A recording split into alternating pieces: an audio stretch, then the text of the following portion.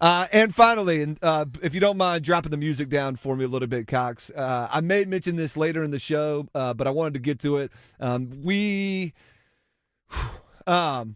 we're a show. We come in here to have fun, and sometimes we even do like eulogies for the K&W cafeteria and things like that. But I want to say a quick word. I got news this morning as my wife left. She had gotten a text, and she mentioned the news to me, and I went on Twitter and confirmed it. Chris Combs, a former baseball player at NC State, and that only begins to describe who he was. I mean, that's just the tip of the iceberg. Passed away, I believe, overnight. He had fallen ill with ALS a few years ago. If you have at all been associated with NC State athletics or been in this area, you know who the Combs family is. I almost refer to them as like the first family of NC State athletics. Their father, Francis, played at State and went on to play for the Yankees baseball. Ryan, Chris's younger brother, and Chris both played at NC State. Joe Giglio a few years ago wrote a great article about Chris when he was still at the News and Observer. You can go check that out. I happened to be neighbors with Chris growing up, and I had two older sisters, and they were great. They were awesome. They taught me musicals. We had fun. But the Combs boys, along with a couple other guys in the neighborhood, were like my older brothers. They're the people that taught me how to play sports, and Chris seemed like a real-life superhero. He was always huge. The term gentle giant is a perfect description of him. He was a mythical figure at Broughton High School in baseball. I'll never forget this cool yearbook photo that he and one of his teammates took where they dipped their bats in like gasoline and set them on fire and had pictures of fire bats. But some of the most important he's done, other than raising a great family, in the past few years, he decided he was not going to let ALS defeat him and not have his life defined by whether or not how long he lived or died, because it's one of those things that unfortunately is still a death sentence when you get ALS.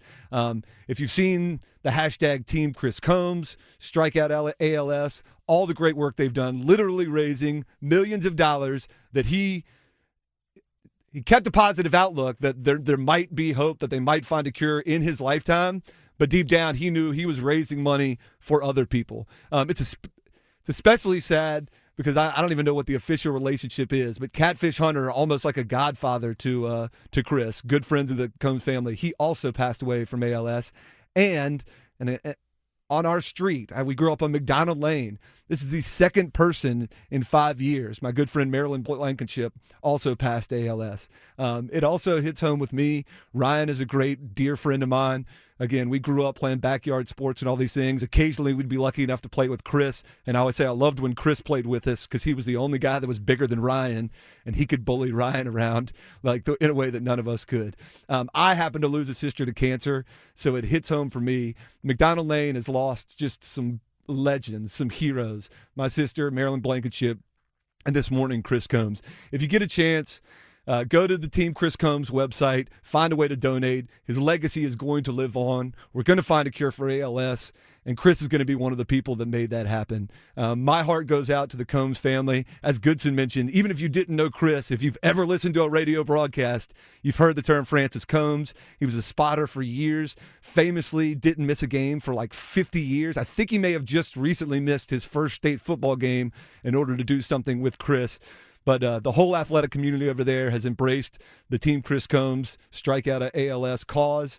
And so sending all love that I can out to the family. It's a tough day. We will continue to do this show. And because we want to do the show that we always do, we'll have some fun and laugh. But know that in my heart, I am deeply saddened by the loss of Chris Combs. He was such a big, strong, powerful dude that a couple months ago, he actually moved into hospice, sort of the place where they let you die peacefully and make it easy. And I had conversations with Ryan. I mean, they were ready. They were prepared. It's one of those things that, again, unfortunately, is coming. You know how it's going to end.